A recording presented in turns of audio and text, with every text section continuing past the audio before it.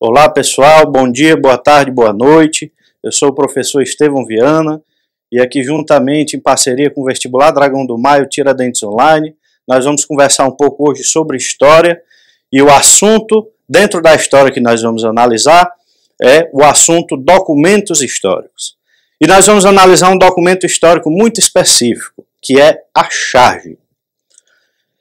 A charge está presente nos jornais, nas revistas, nos livros, ela está presente nos outdoors, no nosso dia a dia, é uma obra de arte que está presente, todos os dias nós vemos, sendo ela animada, sendo ela em papel, nós sempre vemos.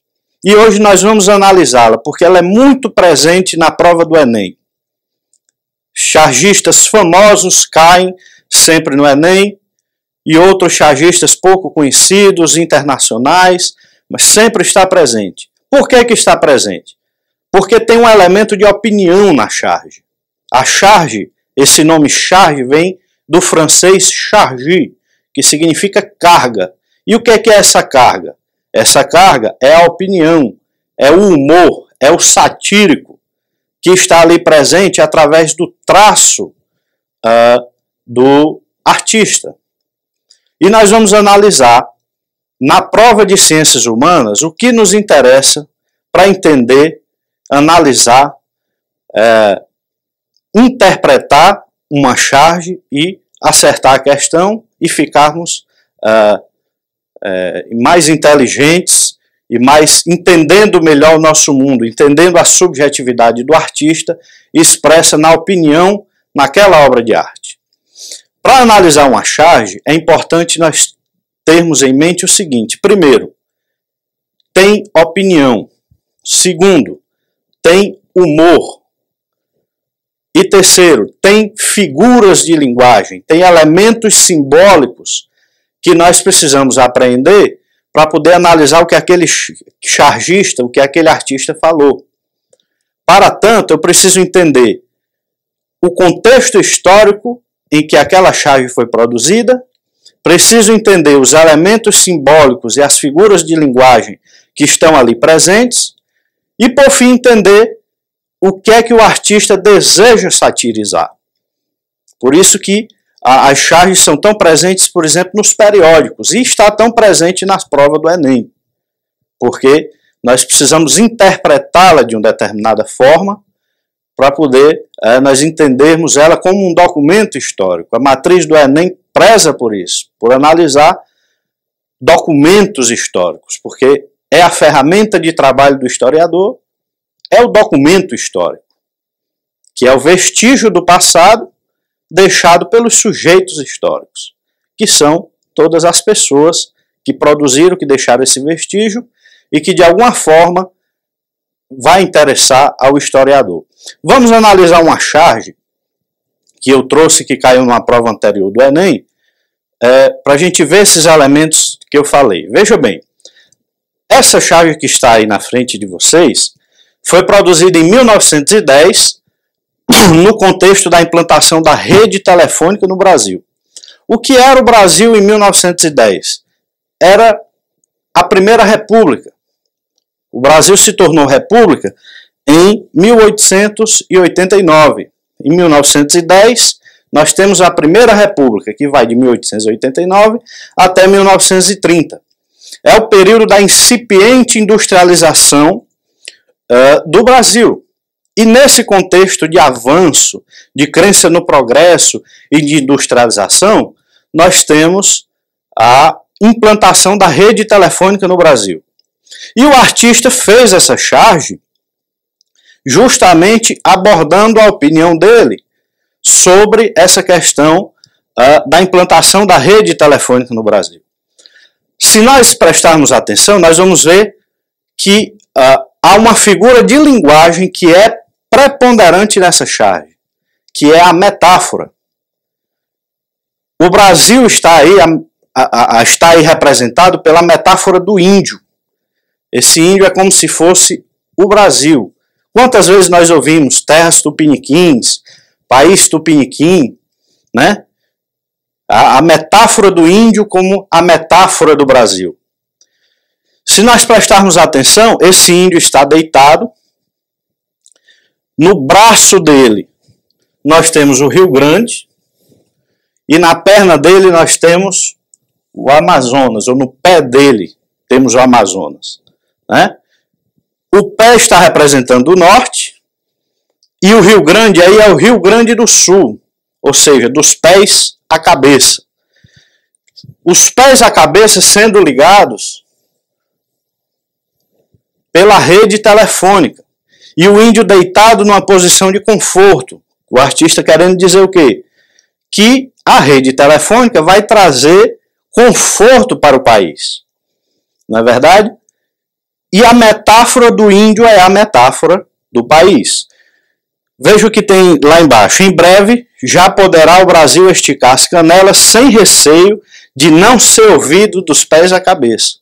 Ou seja, o Brasil vai poder ter mais conforto, vai poder descansar, porque a tecnologia da rede telefônica vai trazer essa vantagem para a nação.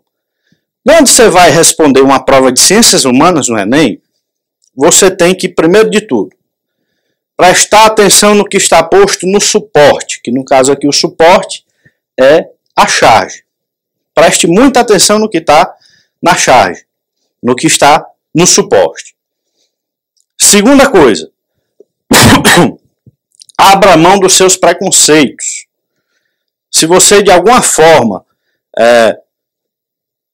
aparecer na sua mente, estude, leia, pesquise, se atualize para que tudo que você pensa de senso comum, de clichê, de preconceitos, não apareça ou não esteja presente na hora de você responder uma questão. Porque vai aparecer coisas que parecem verdadeiras nos itens e que na verdade são preconceituosas e que vai colocar o seu oponente na hora da prova na sua frente. Vamos analisar. Como também a gente entender as metáforas. Vamos analisar os itens. A implantação da rede telefônica permitiria aos índios se apropriarem da telefonia móvel? Primeiro que não é telefonia móvel, está cheio de fio. Telefonia móvel é esse celular que está no seu bolso, que na hora da prova precisa ficar desligado. Segunda coisa, o índio está posto ali como uma metáfora. Tem como voltar? Eu teria que apertar ali, né? Se nós voltarmos aqui, ó, em breve, lá embaixo, em breve o Brasil poderá esticar as canelas. Então você tem aí uma linguagem mista, que é verbal e que não é verbal, e que deixa muito claro que o índio aí é uma metáfora e não uma pessoa. Então, o item está falso. Permitiria aos índios se apropriarem da telefonia móvel. Não tem nada a ver. Item B. Ampliaria o contato entre a diversidade de povos indígenas. Como já falei, o índio aí é a metáfora do Brasil. Não tem nada a ver com povos indígenas e a charge não faz nenhuma referência a uma etnia indígena específica. Item C. Faria a comunicação sem ruídos entre grupos sociais distintos. Também não vemos referências a grupos sociais distintos. Item D. Restringiria sua área de atendimento aos estados do norte do país. Olha a casquinha de banana. Aquele Rio Grande você pode achar que é o Rio Grande do Norte, mas não é. Dos pés à cabeça é do norte ao sul. Aquele Rio Grande é o Rio Grande do Sul. Basta você pensar que a cabeça e os pés são extremos do corpo, assim como o norte e o sul são os extremos do país. E o item E possibilitaria a integração das diferentes regiões do território nacional.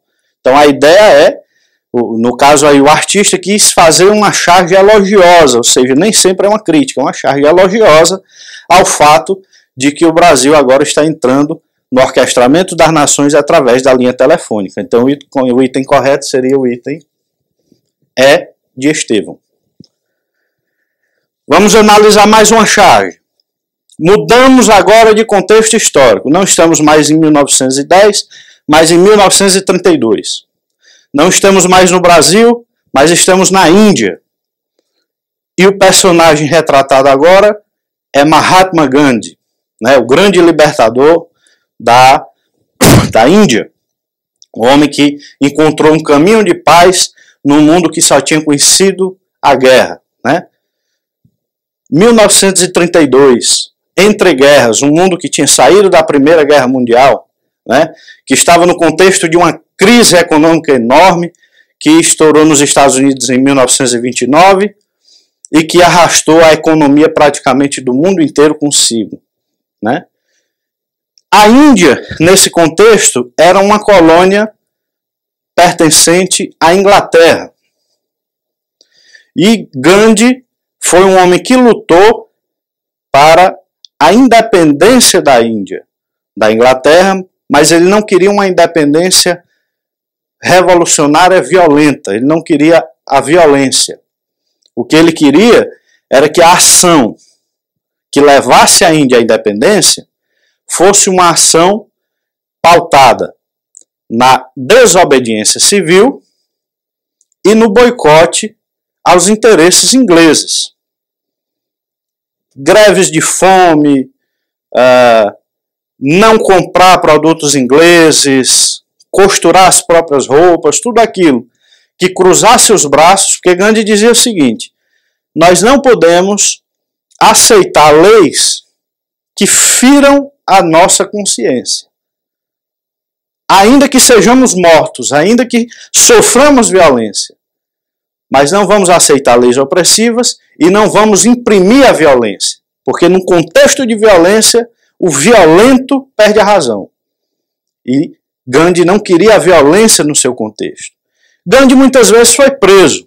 E aí é onde nós encontramos essa charge que nós vamos analisar neste momento. O cartoon publicado em 1932, cartoon, charge, caricatura, está tudo no mesmo contexto, embora com pequenas diferenças. O cartoon publicado em 1932 ironiza as consequências sociais das constantes prisões de Mahatma Gandhi pelas autoridades britânicas na Índia, demonstrando. O que é que isso demonstra através da charge? Veja bem, esse cidadão aqui está representando o poder carcerário inglês. Preste atenção para a fisionomia dele, para a expressão dele. Ele tem uma expressão assustada, uma expressão de quem não sabe muito bem o que fazer. Nós temos Gandhi aqui na cadeia. Mas não adianta termos um Gandhi na cadeia se nós temos milhões de Gandhis apoiando a ideia de que a Índia deve ser independente. Né? Então, temos um Gandhi na cadeia, a Inglaterra sem saber o que fazer, está aí a opinião do artista. A figura de linguagem predominante é a ironia, está lá no enunciado. Ironiza, nós temos aqui uma ironia, e vamos analisar os itens agora.